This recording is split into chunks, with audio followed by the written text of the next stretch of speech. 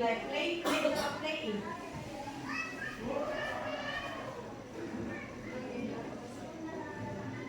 Bisa dulu.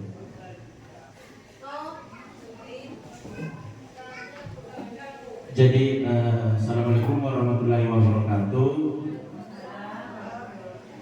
Ya alhamdulillahirobbilalamin, puji syukur kehadirat Allah Subhanahu wa taala karena pada kesempatan yang sangat berbahagia ini, pada pagi yang berbahagia ini, kita masih diberi kesempatan kepada Allah Subhanahu wa taala sehingga kita bisa berkumpul di sini di ruangan Guru SMA 11 Andrekan. Salam dan salawat kepada Nabi Muhammad sallallahu alaihi wasallam. Nabi sebagai ulil amri yang diutus oleh Allah ke muka bumi ini untuk kita semua.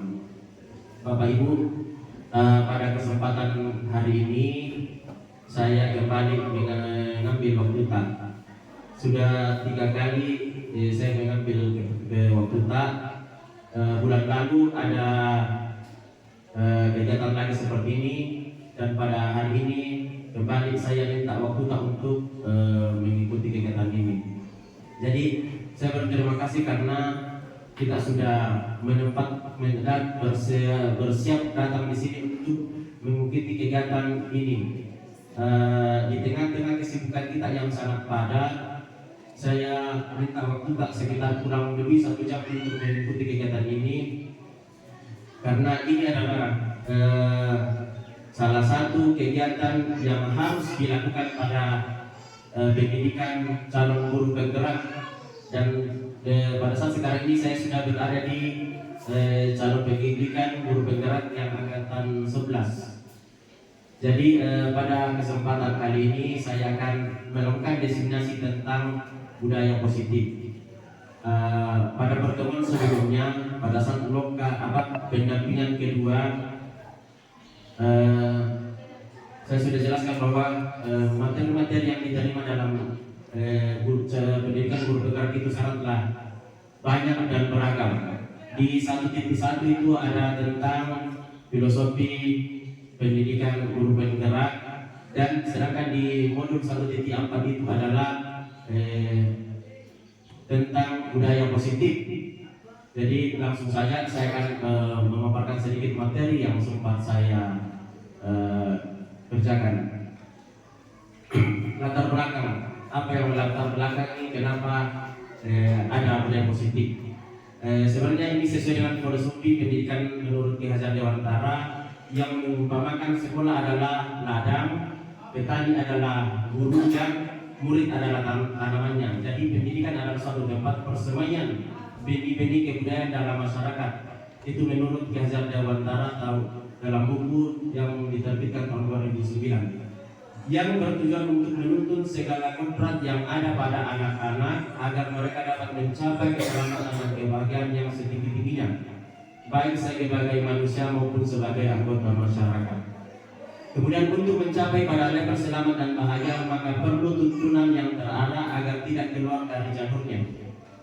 Seorang pendidik bertugas menuntun tumbuh kembang anak menyesuaikan dengan kodratnya, yaitu kodrat alam dan kodrat zaman. Pendidik digambarkan sebagai seorang petani yang menanam padi. Dia tidak bisa merubah tanaman padi yang menghasilkan jagung. Dia hanya bisa memeliharanya, yaitu memberi pupuk, menyirami, dan lainnya agar tumbuh subur dan juga menghasilkan padi yang berkualitas dan berlimpah. Selanjutnya itu sedikit tentang budaya positif. Saya sedikit ada gambaran. Kita lanjut ke slide selanjutnya. Saya sedikit ada pertanyaan pemantik. Di sini saya ingin bertanya pada teman-teman semua, apakah setuju atau tidak? Apakah hukuman dapat mendisiplinkan anak? Apakah setuju hukuman dapat mendisiplinkan anak? Selanjutnya, pemberian hukuman dengan hal positif seperti membaca atau membersihkan halaman sekolah dapat mendisiplinkan anak. Misalnya kita nomor 1 dulu. Bagaimana tanggapan teman-teman? Apakah hukuman dapat mendisiplinkan anak? Ya pasti jawaban dalam artinya tidak. Kalau nomor 2, apakah pemberian hukuman dengan hal positif seperti membaca atau membersihkan halaman sekolah dapat meningkatkan disiplin anak? Kemudian yang ketiga, memberi penghargaan apakah dapat meningkatkan motivasi belajar anak. Ya, mungkin itu saja pertanyaan pemateri saja. Jadi mungkin teman-teman bisa jawab saja dalam hatinya. Selanjutnya, apa itu budaya positif?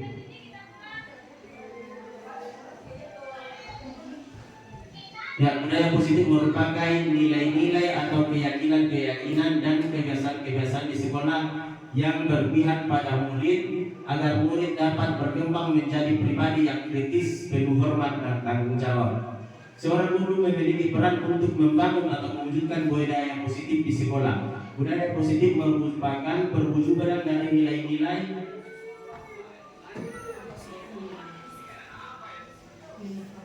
nilai-nilai atau keyakinan universal yang diterapkan di sekolah.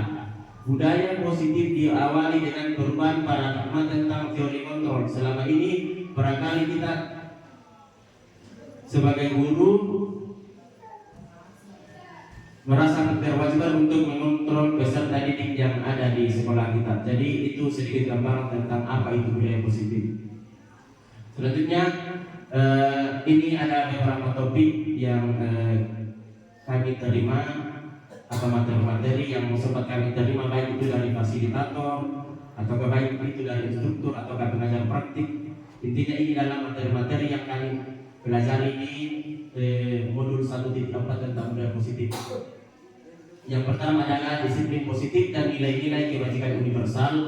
Yang kedua teori motivasi, hukuman dan penghargaan serta restitusi. Yang ketiga keyakinan jelas. Yang keempat kebutuhan dasar manusia dan dunia berkualitas.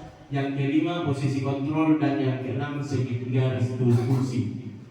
Itu materi-materi yang kami terima. Sekedar informasi, ini materi bulan lalu. Sekarang ini kami berada di pembelajaran materi yang kami terima sekarang adalah 2.1 tentang pembelajaran berdiferensial. Cuma yang saya definisikan sekarang adalah tentang budaya positif. Materi tentang budaya positif yang pertama tadi adalah disiplin dan nilai-nilai kebijakan universal. Perubahan paradigma. Ini ada sedikit gambaran bagaimana kita seorang guru. Saya bacakan perubahan paradigma dalam kegiatan kekebalan tangan. Sekarang kita akan melakukan sebuah kegiatan, yaitu kegiatan berpasangan antara satu guru dengan guru lain. Ada yang di posisi A dan ada yang di posisi B. Misalnya posisi A berperan untuk menyobek secari kertas kecil. Tuliskan benda atau sesuatu yang sangat berharga untuk Anda. Letakkan di salah satu tangan Anda dan genggam benda tersebut dengan segala daya. Kemudian teman Anda atau yang B akan mencoba sekuat tenaga dengan berbagai cara untuk meminta dan memberikan benda tersebut. Teman kita yaitu B bisa membujuk, mengancam, menghardik, merayu, menyuap apa saja agar dapat membuka kepala tangan Anda. Kira-kira apa yang terjadi? Kalau misalnya ada kasus seperti ini, kira-kira posisi kita, apakah kita bisa memberikan kertas atau membuka, ataukah apakah kita yang diminta bisa memberikan atau bagaimana? Ini namanya posisi kontrol.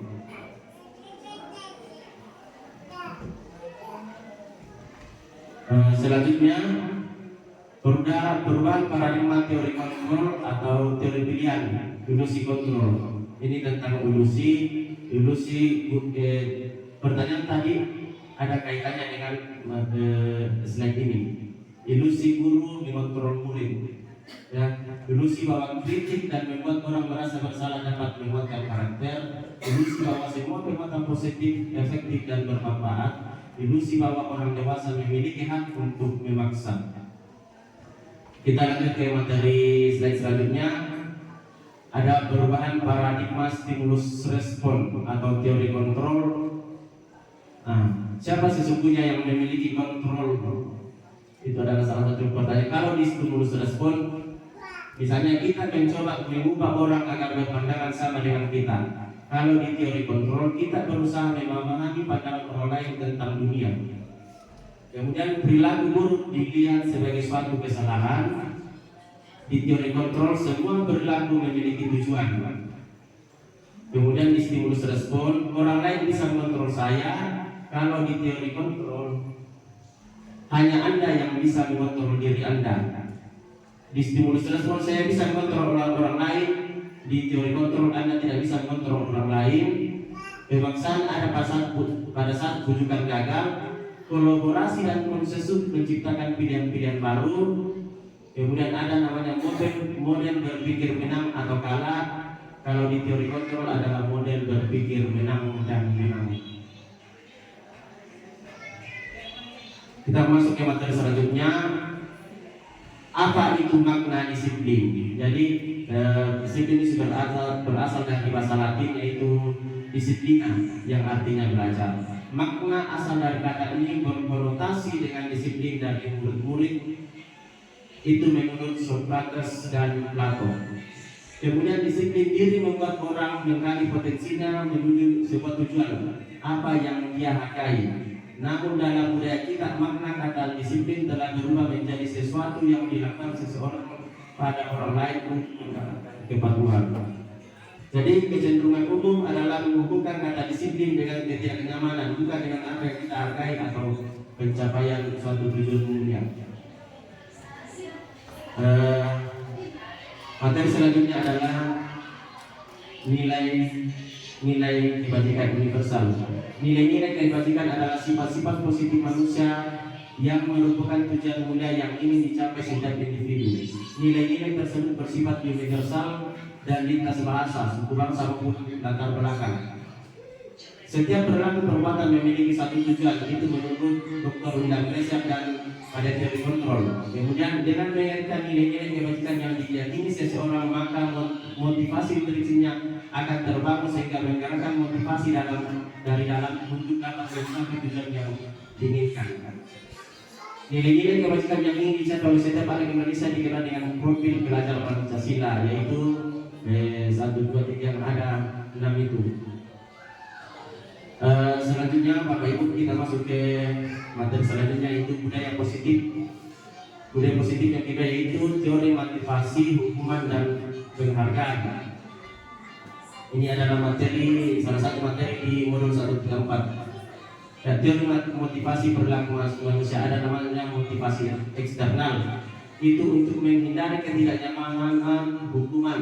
Apa yang akan terjadi apabila saya tidak melakukannya, itu namanya motivasi eksternal. Kemudian motivasi eksternal juga untuk mendapatkan imbalan dari orang lain atau institusi. Apa yang akan saya dapatkan apabila saya melakukannya, itu namanya juga masuk dalam motivasi eksternal.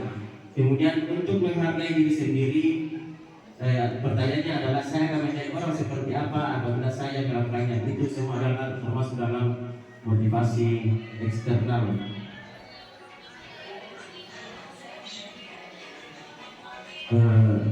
Selanjutnya ada materi tentang merdeka. Merdeka menurut Yazar Dewantara yaitu tidak hanya terbebas dari perintah, tetapi juga cakap buat memerintah diri sendiri.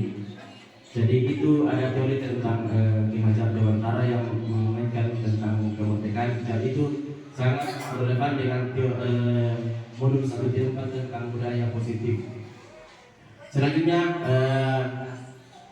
dihukum oleh penghargaan, bahwa penghargaan berlaku sama dengan hukuman, sehingga dalam arti meminta atau membujuk seorang yang melakukan sesuatu untuk memenuhi suatu tujuan tertentu dari orang yang meminta atau membujuk, dorongannya eksternal sehingga ada faktor ketergantungan. Jadi itu tadi ada motivasi eksternal, jadi ini sedikit gambaran. Kemudian beberapa dampak dari pemberian penghargaan menurut Alfikon. Yang pertama, akan berpengaruh terhadap jangka pendek jangka panjang. Penghargaan itu sebenarnya adalah menghukum, penghargaan mengurangi ketepatan, penghargaan itu tidak efektif, dan penghargaan merusak hubungan. Itu menurut Alfikon tentang dampak atau dihukum oleh penghargaan. Materi selanjutnya itu, sehingga dalam ini saya dapat menyimpulkan bahwa dihukum penghargaan dapat mempengaruhi 3 hal. Yang pertama, penghargaan dapat menurunkan kualitas, penghargaan dapat mematikan kreativitas, dan penghargaan mengurangi motivasi intrinsik atau motivasi dari dalam. Bentuk program kewajiban atau apresiasi.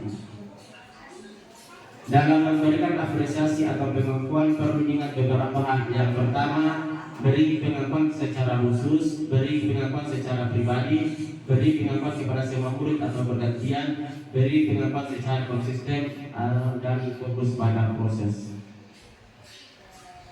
Ini ada perbedaan hukuman dan konsekuensi. Tindakan guru misalnya mencatat 100 kali dalam buku kalimat saya tidak akan terlambat lagi karena hal ini disebabkan karena terlambat sampai sekolah, itu termasuk dalam misalnya saya tanya kira-kira apakah ini termasuk dalam hukuman ataukah konsekuensi. Misalnya saya tanya kepada Bapak Ibu, apakah mencatat 100 kali dalam buku termasuk hukuman atau konsekuensi. Jadi itu mungkin kita bisa jawab dalam diri kita masing-masing, apakah ini termasuk hukuman atau konsekuensi. Kemudian lari dari lapangan basket 2 kali karena terlambat hadir di sekolah, apakah termasuk hukuman. Kemudian murid diminta untuk push up 5 kali 15 kali karena tidak menggunakan masker di sekolah, apakah termasuk hukuman atau konsekuensi. Atau menggantikan tugas teman yang telah dicoret-coret, apakah termasuk konsekuensi atau hukuman. Membersihkan tumpahan air di meja tulis karena tersenggol batas belajar, apakah termasuk konsekuensi atau hukuman. Murid disuruh untuk tidak mengenakan sepatu seharian di sekolah karena tidak mengenakan sepatu hitam misalnya, apakah termasuk hukuman atau konsekuensi. Kemudian lari mengelilingi lapangan basket 2 kali karena terlambat 10 menit untuk pelajaran PJOK, apakah termasuk hukuman atau konsekuensi. Jadi ini ada sedikit pertanyaan-pertanyaan mungkin bisa dijawab dalam hati kita masing-masing. Kemudian jawabannya ini harusnya saya tidak tampilkan, tapi ternyata sudah muncul, saya lupa. Jadi kenapa ini hukuman, kenapa itu adalah konsekuensi. Harusnya tadi tidak ada jawaban, tapi karena sudah ada jawabannya di sini, jadi kita lihat kenapa ini bisa dikatakan hukuman, kenapa ini adalah konsekuensi.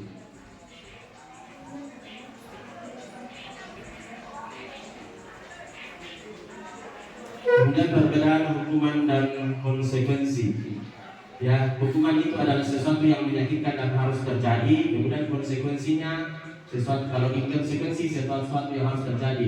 Kalau di hukuman membuat anak sakit fisik maupun nanti untuk jangka waktu lama, itu adalah termasuk hukuman. Membuat anak merasa tidak nyaman dalam jangka waktu pendek adalah termasuk konsekuensi. Anak membenci kedisiplinan, hukuman. Kemudian anak menghargai kedisiplinan adalah konsekuensi. Kalau di hukuman merupakan paksaan, kalau di konsekuensi merupakan stimulus tanggapan. Jadi ada beberapa di bawah ini perbedaan antara hukuman dan konsekuensi. Jadi kita bisa baca dulu slide-nya di atas, perbedaan antara hukuman dan konsekuensi.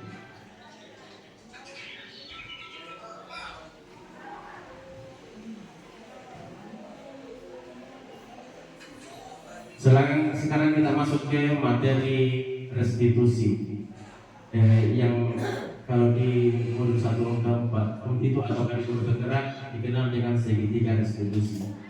Apa itu restitusi?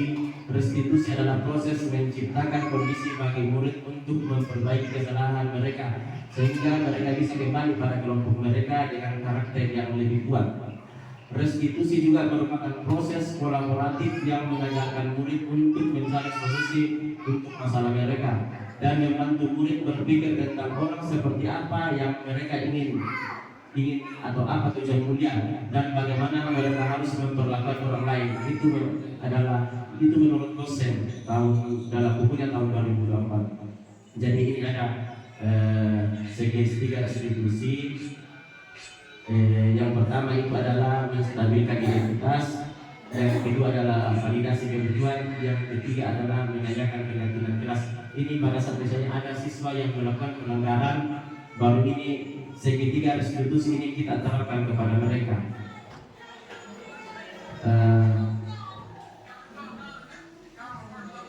Jadi kita masuk ke materi selanjutnya, ciri-ciri dari restitusi. Yang pertama, ciri-ciri dari restitusi itu adalah bukan untuk menebus kesalahan, namun untuk belajar dari kesalahan. Yang kedua, memperbaiki hubungan. Yang ketiga, tawaran namun bukan paksaan. Yang keempat, restitusi menuntut untuk melihat ke dalam diri. Yang kelima, restitusi mencari kebutuhan dasar yang mendasari tindakan. Yang keenam, restitusi diri adalah cara yang paling baik. Yang ketujuh, restitusi fokus pada karakter bukan tindakan. Yang kedelapan, restitusi fokus pada solusi. Yang kesembilan, restitusi mengembalikan murid yang berbuat salah pada kelompoknya. Selanjutnya materi tentang keyakinan kelas. Ini ada pertanyaan, mengapa tidak peraturan kelas saja, mengapa harus keyakinan kelas? Mengapa kita memiliki peraturan harus menggunakan helm bila mengendarai kendaraan roda 2? Ini adalah pertanyaan pemantik. Mengapa kita memiliki peraturan 3M untuk menggunakan masker, mencuci tangan dan menjaga jarak sekitar 1,5 meter? Mengapa kita memiliki peraturan harus datang tepat waktu pada saat mengikuti pelatihan? Untuk mendukung motivasi intrinsik atau motivasi dari dalam, kembali ke nilai-nilai keyakinan yang lebih menggerakkan seorang dibandingkan mengikuti serangkaian peraturan-peraturan yang telah dibuat. Ya, ini kenapa keyakinan kelas, ada pertanyaan pemantik di bawah. Kenapa harus keyakinan kelas, kenapa bukan peraturan kelas saja? Jadi ini ada pertanyaan pemantik di bawah. Materi selanjutnya, apa itu peraturan kelas dan apa itu keyakinan kelas? Peraturan kelas adalah aturan yang dibuat oleh sebelah pihak guru yang harus ditaati oleh objeknya atau murid. Peraturan kelas biasanya terbit tanpa persetujuan pihak objek yang harus melaksanakan. Ini adalah salah satu pendapat dari banyak pendapat. Kemudian sedangkan keyakinan kelas adalah persetujuan yang dibuat bersama para guru dan murid, selanjutnya akan ditaati bersama. Posisi murid bukan lagi objek tetapi subjek. Keyakinan keras dibuat oleh murid, dilaksanakan oleh murid dan untuk menanamkan nilai kebajikan pada murid. Keyakinan kelas berbeda dengan aturan yang selama ini kita terapkan di kelas. Keyakinan kelas memotivasi peserta didik secara intrinsik atau dari dalam dirinya.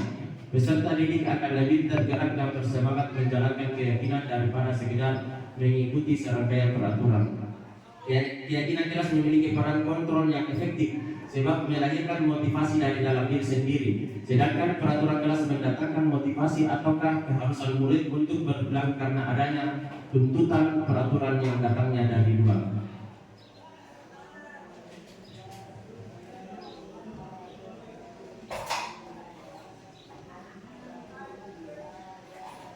Kemudian cara membuat keyakinan kelas, ya, yang pertama itu adalah siswa menulis keyakinan yang mereka inginkan. Kemudian siswa dan guru mengulas keyakinan yang telah tertulis. Kemudian guru dan siswa memilih keyakinan kelas yang penting. Kemudian mengubah keyakinan kelas menjadi kalimat positif. Selanjutnya mengecek dan menyepakati keyakinan kelas. Itu adalah cara-cara dalam membuat keyakinan kelas atau kesepakatan kelas.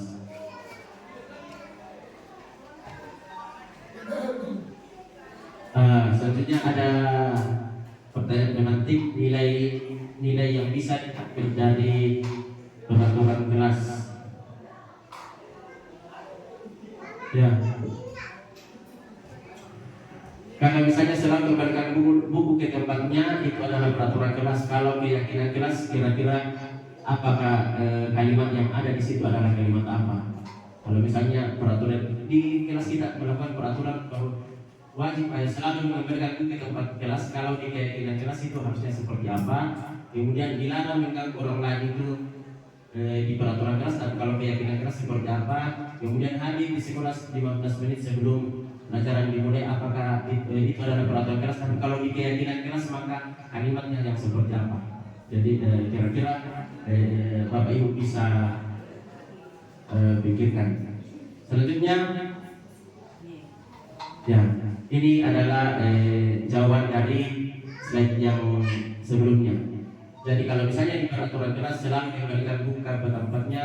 Kalau di keyakinan kelas itu adalah bersikap tanggung jawab dan seterusnya. Ya, jadi seperti ini. Kemudian kita lanjut ke materi selanjutnya. Kebutuhan dasar manusia dan dunia yang berkualitas.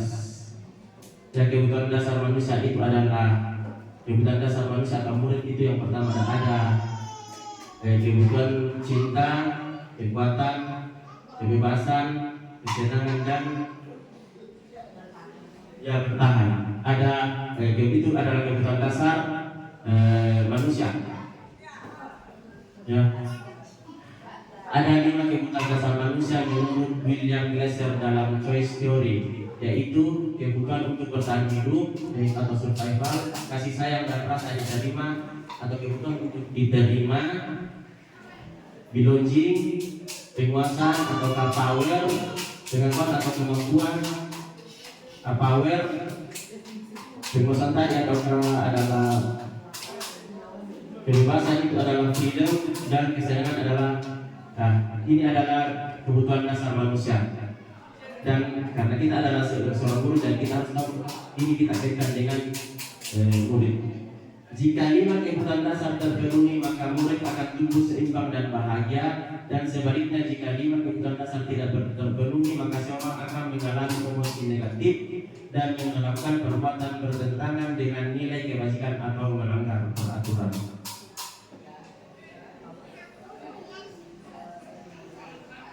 Jadi dunia yang berkualitas. Apa sih dunia berkualitas itu? Dunia berkualitas adalah tempat khusus dalam pikiran, tempat menyimpan gambaran representasi dari semua yang diinginkan.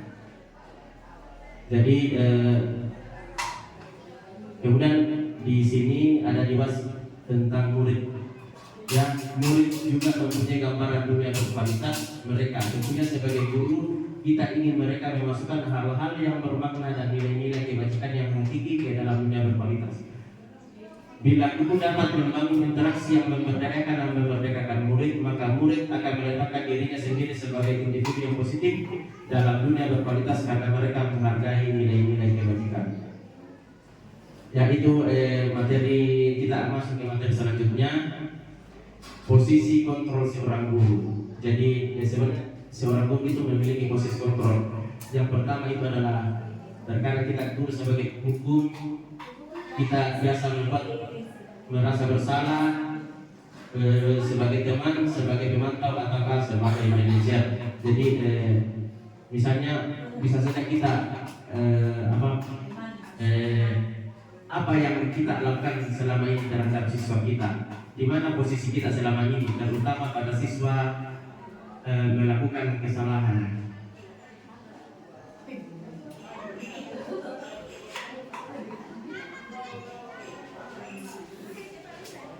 Dan di antara 5 posisi ini, posisi yang harus kita ikuti atau berada dalam posisi kontrol tersebut adalah posisi manajer. Posisi kontrol seorang guru. Guru membuat sesuatu bersama murid, mempersilakan murid mempertanggungjawabkan perilakunya dan mendukung murid agar dapat menemukan solusi atas permasalahan sendiri. Kemudian posisi manajer mengacu pada restitusi yang dapat menjadikan murid sebagai manajer bagi diri sendiri sehingga tercipta identitas positif berhasil pada diri sendiri. Jadi itu posisi kontrol sebagai manajer. Ini pertanyaan-pertanyaan saya sangat kecewa dengan kamu. Siapakah yang mengatakan kemudian posisi kontrolnya seperti apa? Kalau kalimat seperti ini adalah posisi kontrolnya kita adalah membuat orang merasa bersalah. Kalau misalnya ada kalimat yang keluar yang kita lakukan, misalnya kamu tidak pernah benar melakukannya, itu sebenarnya adalah kita berada pada posisi menghukum. Ayolah lakukan dengan ibu, itu adalah kita berada pada posisi teman. Apakah kamu mendapatkan stiker bintang atau hari ini, itu namanya posisi pemantau.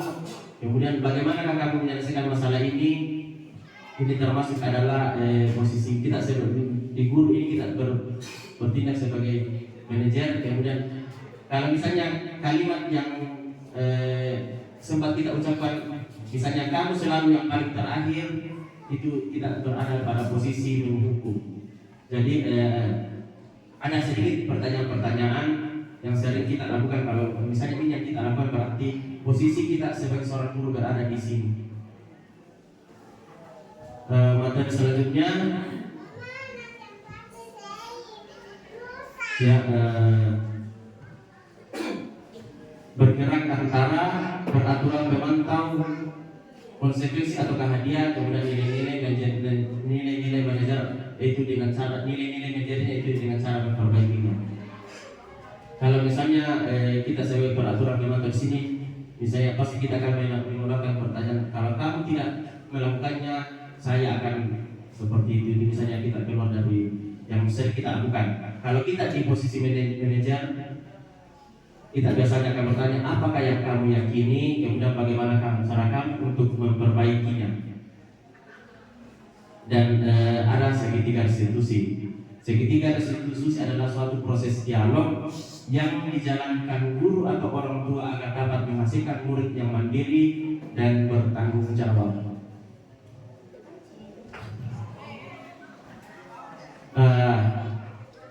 Ada tadi segitiga restitusi, kemudian ada di sini cara-cara mengaplikasikan segitiga restitusi untuk membuat anak yang merasa gagal karena berbuat salah menjadi positif terhadap dirinya. Itu kita lakukan dengan penerapan segitiga restitusi.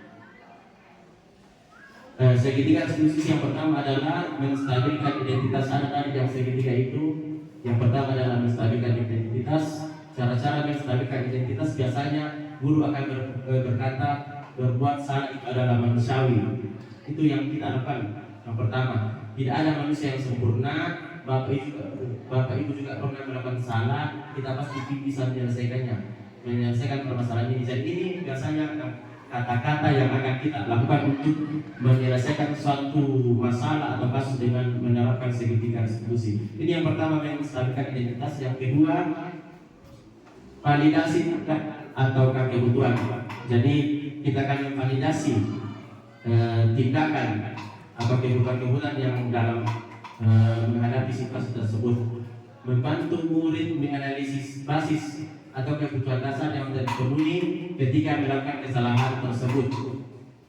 Pada dasarnya setiap tindakan manusia tujuan adalah untuk memenuhi kebutuhan dasar, apakah itu kemesraan, kebebasan, kasih sayang, rasa diterima, kesenangan, apakah bertahan.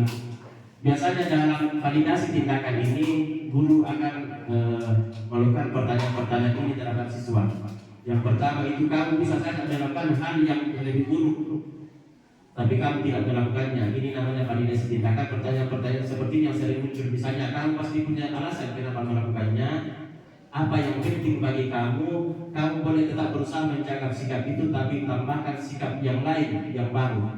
Itu salah satu ini validasi tindakan atau kebutuhan adalah salah satu dari kegiatan segitiga restitusi tadi. Kemudian selanjutnya adalah menanyakan keyakinan. Anak melihat kesalahannya dihubungkan dengan norma sosial dan nilai-nilai yang mendasari manusia berinteraksi dengan orang lain. Biasanya ini kalimat-kalimat yang akan kita ajukan kepada anak-anak yang membuat kesalahan apabila kita berada pada kondisi menanyakan keyakinan. Nilai apa yang kita percaya di sekolah kita, ya, nilai universal apa yang telah kita sepakati, kelas apa yang ideal seperti itu, kemudian kamu ingin menjadi anak seperti apa yang kamu rasakan ketika kamu melakukan itu, kemudian kamu mau menjadi orang seperti apa. Itu biasanya yang akan kita tanyakan kepada anak-anak pada saat kita melakukan segitiga restitusi dalam menyelesaikan suatu permasalahan. Ya, itu sedikit dari banyak sekali materi-materi yang saya terima di modul 4. Ada sedikit gambaran, walaupun tidak terstruktur, namun itulah kekurangan saya. Jadi Bapak Ibu, kita mungkin masih ada kesempatan untuk kita masuk di sesi tanya jawab. Jadi saya persilakan untuk Bapak Ibu bertanya pada kesempatan ini. Mudah-mudahan saya bisa menjawab, pun kalau misalnya masih ada kurang kita bisa belajar bersama-sama. Eh,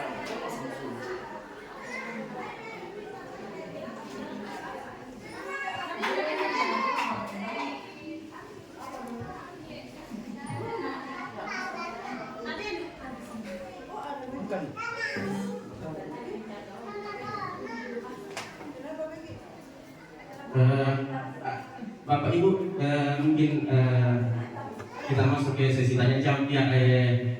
Saya persilakan Ibu Nurmiati, guru ekonomi, untuk memberikan pertanyaan. Terima kasih atas kesempatan yang diberikan. Tadi ada yang menghukum itu sama dengan penghargaan. Penghargaan itu sama dengan hukuman. Penghargaan sama dengan hukuman. Ya. Itu ya. Jadi biasanya kan kita di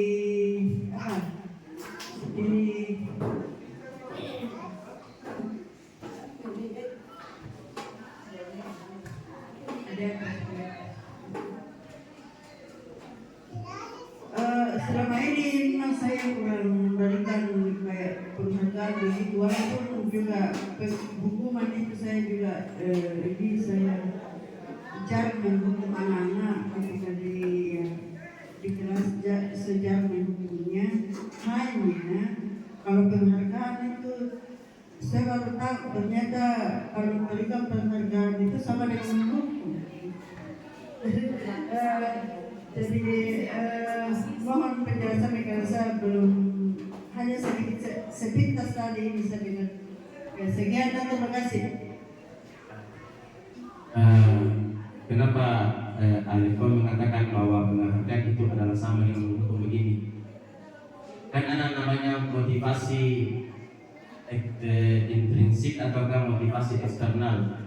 Jangan sampai siswa melakukan itu bukan karena muncul dari dalam dirinya, karena ingin mendapatkan penghargaan. Jadi misalnya seperti itu. Kemudian banyak sekali materi-materi yang akan didapatkan. Kenapa penghargaan itu sama dengan hukuman? Salah satunya, jangan sampai anak ingin melakukan sesuatu karena ingin mendapatkan penghargaan. Ya. Kemudian intinya itu tadi, pengaruh jangka pendek, jangka panjang. Jangan sampai seorang anak ingin melakukan sesuatu yang positif karena mendapatkan penghargaan. Sebenarnya ini semua ada video-videonya, cuma karena kita terbatas di jaringan, di YouTube itu banyak, jadi saya tidak bisa tampilkan, tapi saya akan sedikit kasih jawaban. Kemudian ada istilahnya di bawah ini, misalnya penghargaan merusak hubungan. Salah satunya yang pernah saya terima di sini, misalnya ternyata contoh kecil, misalnya kita kita katakan bahwa kita di lapor itu ada ranking 1, ranking 2 atau ranking 3. Biasanya itu yang mendapatkan ranking 1 itu adalah hukuman. Bagi ranking 2 atau ranking 3 itu akan menjadi beban bagi dia. Itu menjadi bahwa itu adalah satu kekurangan untuk saya. Dan yang dapat ranking 1 itu biasa dia belajar karena dia mau ranking, dia belajar karena dia mau, bukan karena dari dalam dirinya. Ya, kurang lebih seperti itu. Intinya ini semua sebenarnya ada kaitannya dengan penghargaan. Misalnya penghargaan dapat menurunkan kualitas. Jangan sampai karena cuma satu orang yang kita kasih penghargaan, kemudian orang yang kedua yang tidak mendapatkan penghargaan itu, dia kualitasnya untuk melakukan hal positif itu berkurang. Saya tidak mampu, dia lebih bisa. Memang dia pintar. Jadi saya memang ya, intinya jadi di sini dia kualitas dirinya dia sendiri yang melakukan. Jadi dia tidak berusaha untuk seperti itu. Itu salah satu contoh kecil. Kemudian kreativitas juga, penghargaan juga dapat mematikan kreativitas. Orang tidak akan melakukan kreativitasnya karena gara-gara penghargaan. Ya, yang kurang lebih seperti itu. Mudah-mudahan Bapak Ibu bisa sedikit paham. Kemudian penghargaan mengurangi motivasi motivasi intrinsik ataukah motivasi dalam diri. Itu tadi yang saya sampaikan. Jangan sampai dia melakukan sesuatu karena ingin mendapatkan penghargaan, bukan karena benar-benar muncul dari dalam dirinya. Contohnya kita bukan tadi dengan hukuman. Melakukannya itu misalnya tidak anak datang tepat waktu ke sekolah karena tidak mau dihukum, bukan karena disiplin. Dia berusaha untuk datang tepat waktu, tapi nomor satu bukan muncul dari dalam dirinya, tapi karena takut dengan hukuman. Ya itu. Misalnya kalau misalnya kita kaitkan dengan hukuman tadi. Jadi mungkin seperti itu sedikit dari saya. Yang siapa tahu ada yang bisa menambahkan jawaban saya.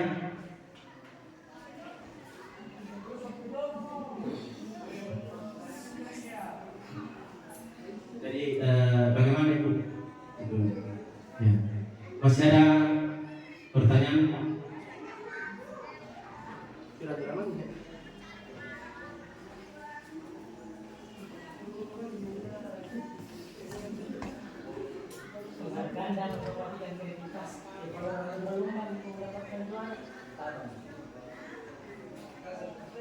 Ya,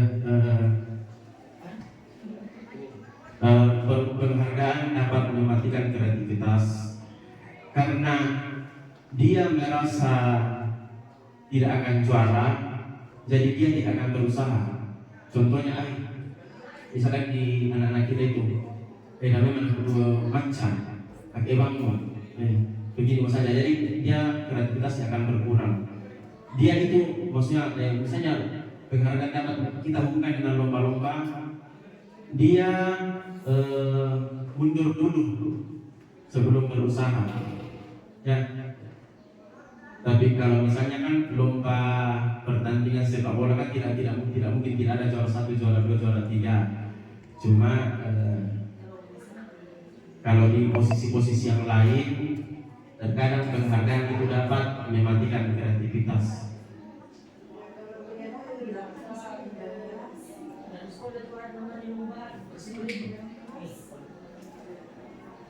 Itu kan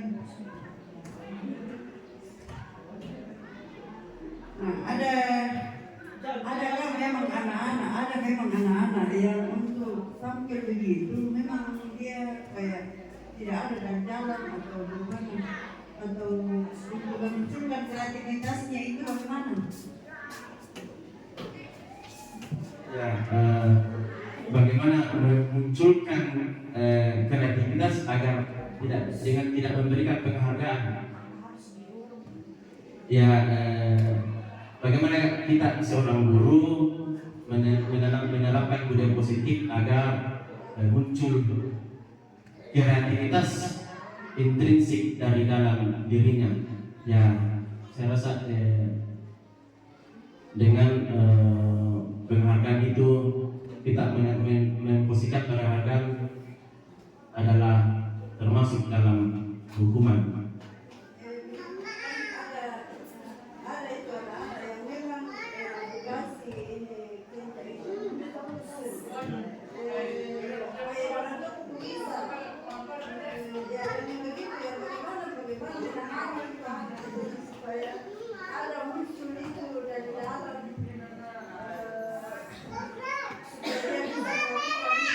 Ya, bagaimana agar nilai intrinsik pada anak itu muncul dari dalam dirinya. Jadi ada tadi itu kita harus, seorang guru itu dalam berlaku di sekolah itu memposisikan dirinya sebagai manajer. Bagaimana kita menerapkan posisi kita sebagai manajer, kemudian kita aplikasikan tadi yang namanya segitiga restitusi. Kita ada validasi tindakan seperti itu, sehingga motivasi tersebut akan muncul dari atau motivasi intrinsik tersebut akan melekat pada anak. Kemudian bagaimana caranya agar motivasinya akan berjalan terus? Ya, itu adalah kreativitas kita. Bagaimana kita menerapkan budaya-budaya positif di lingkungan sekolah terhadap anak.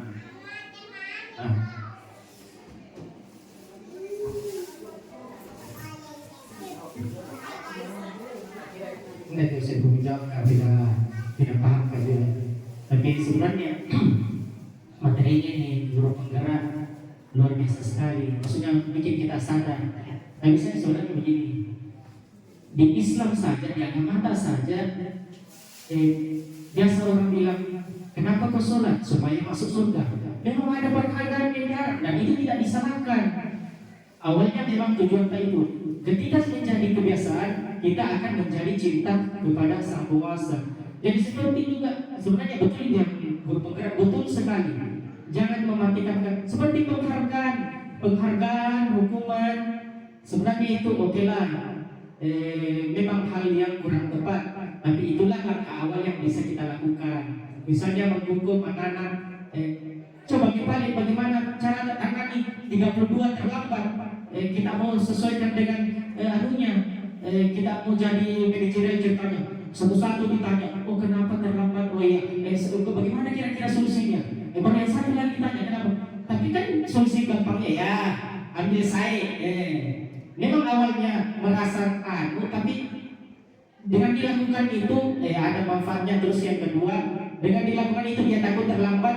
Awalnya takut terlambat, insya Allah menjadi kebiasaan untuk tidak terlambat. Tapi tidak, guru penggerak itu yang paling hebat memang materi. Artinya dia membuat kesadaran dari dalam diri siswa bahwa sesuatu itu memang harus dilakukan untuk diri kita sendiri.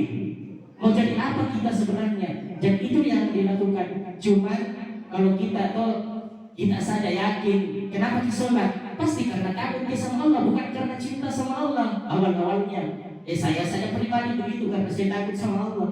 Dan mungkin masih begitu. Jadi sebenarnya kalau bilang intinya betul jago sekali guru penggerak membuat kita sadar, tapi ya ada tahapannya lah seperti itu makanya. Jadi bagaimana pada solusinya pakai 50 terlambat? Bagaimana solusi Pak untuk memberikan kamu kenapa terlambat? Supaya tidak terlambat kamu apa? Kira-kira besok tidak terlambat di Bukari. Ya, sangat menarik pertanyaannya. Kita kaitkan dengan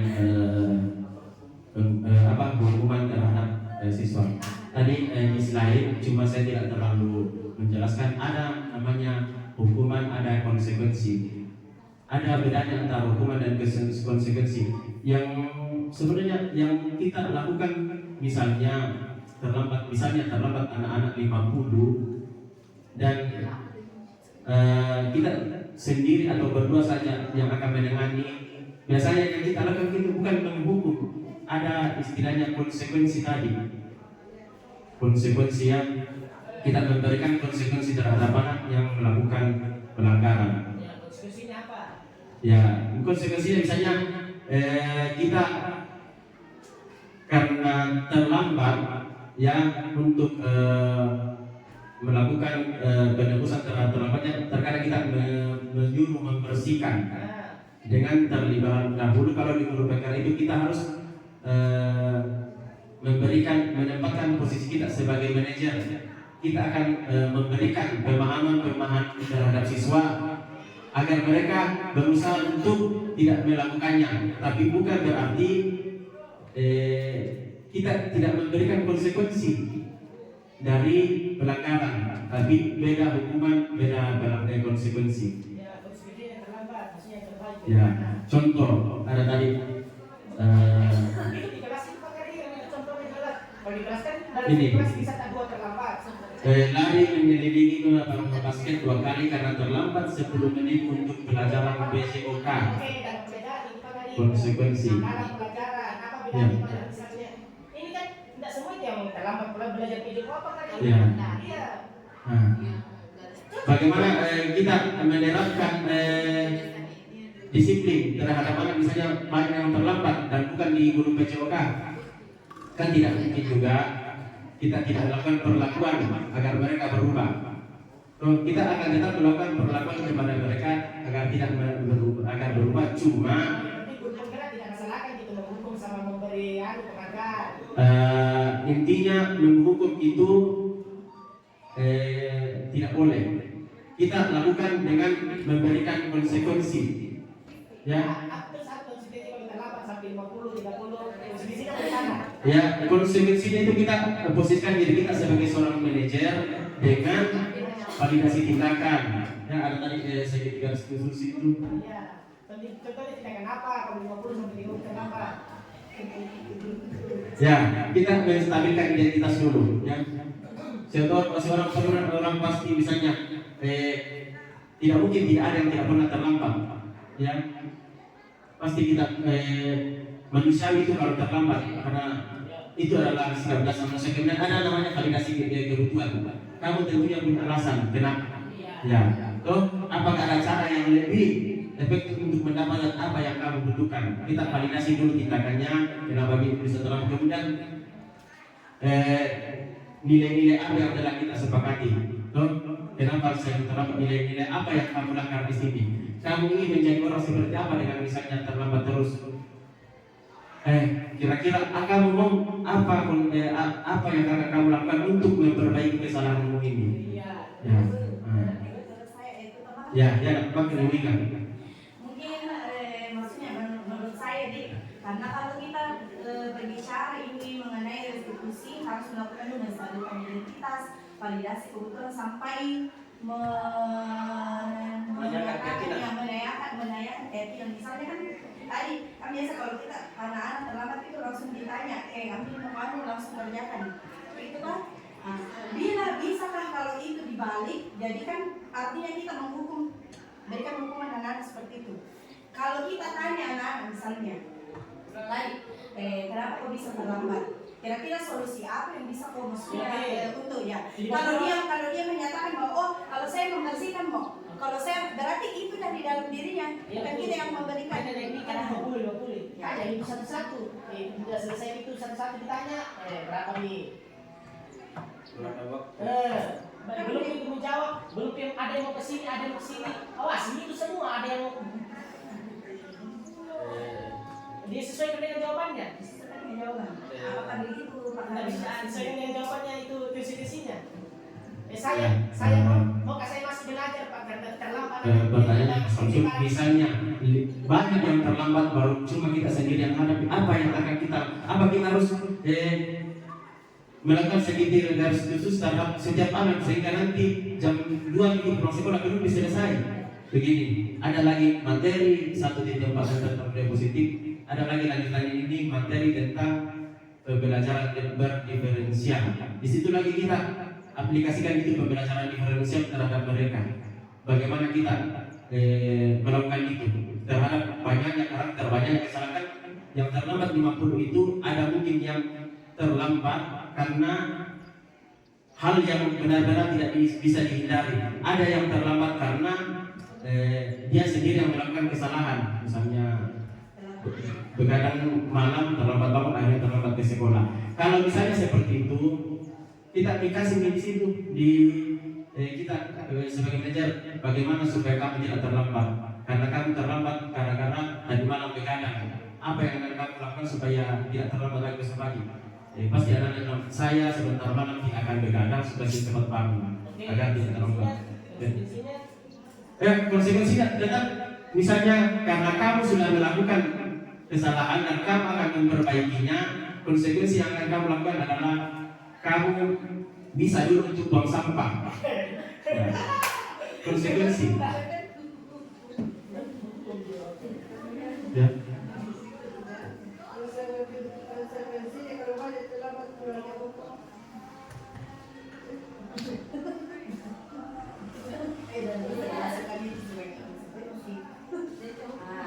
Sama tuh konsekuensinya kalau dia terlambat, misalnya terlambatnya dia 15 menit. Jadi contohnya ini, seorang anak ini, contohnya tuh membersihkan tumpahan air di meja tulis karena tersenggol pada saat belajar, misalnya seperti itu. Misalnya dalam pada saat kita belajar, ini anak menumpahkan air, menyenggol tempatnya sehingga air tersebut membasahi meja. Jadi konsekuensinya adalah membersihkan tumpahan air meja, air di atas meja agar pada saat tersenggol. Ya, kalau misalnya salah satu contoh, seorang mencoret kertas tugas temannya, konsekuensinya adalah mengganti kertas teman tersebut. Itu termasuk konsekuensi. Ya. Jadi yang kita lakukan selama ini sebenarnya adalah konsekuensi yang membersihkan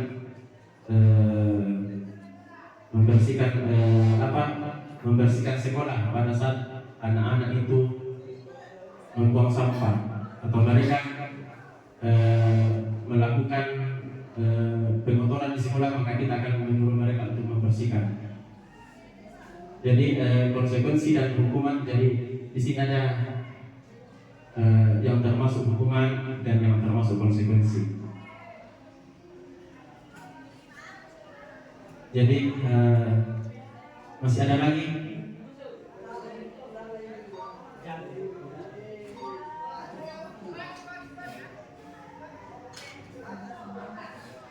Oke, mungkin lain kali kita bincang-bincang lagi atau berdiskusi tentang materi-materi yang sangat banyak dalam guru penggerak ini.